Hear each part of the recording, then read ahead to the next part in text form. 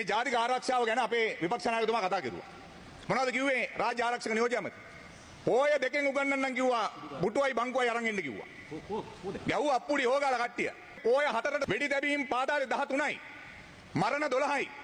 අහිංසක ළමයි දෙන්නෙක් තාත්තා පාතාලේ වෙන්න පුළුවන්. නමුත් මරලා දැම්මා. ජාතික ආරක්ෂාව ගැන එහෙම ප්‍රශ්නයක් නැහැලු. විනිශ්චයකාරවරුන්ගේ ගරු කතානායකතුමා ආරක්ෂාව අයින් කරනවා කියලා කිව්වා. එහෙම නැහැ කියලා පුළුවන් නම්. සර්කුලර් එක ගැහුවා.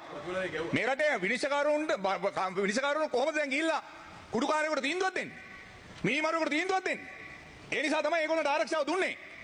දැන් ඒ අයගේ ආරක්ෂාව අයින් කරපුවාම විනිශ්චයකාරවරු කොහොමද බයක් නැතුව ගිහිල්ලා අපි මතකයි සරතම්බේ පිටිය මැතිතුමාව වෙඩි තියලා මරපු ඇති.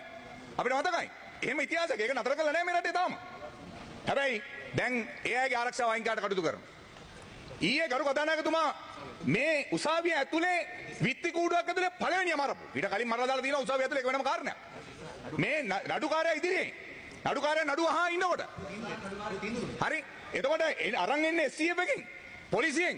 එයා බුදියක නීතියද මෙයාට ගහනවද? ගහලා යනකල් වෙඩි තියාගන්න බැරුව ගියාද? මම කියනවා මේක බොහොම පැහැදිලිව ඇතුලේ අභ්‍යන්තරෙත් මේවට සම්බන්ධ ඇති කරුණාකරලා මේක හොයලා බලන්න.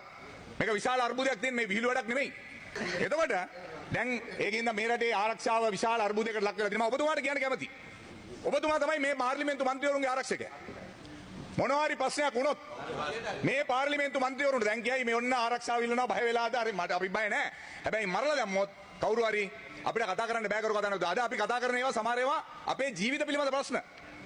කවුරු හරි එක්කෙනෙක් මරලා දැම්මොත් මම අද කියනවා ඔබතුමාට කරුණා කළා ඔබතුමායි වගකීම් බාර ගන්න. මොකද හේතුව මේ ආණ්ඩුව එහෙම වගේ මොකද ඒගොල්ලන්ට ඉන්න ආරක්ෂකයෝ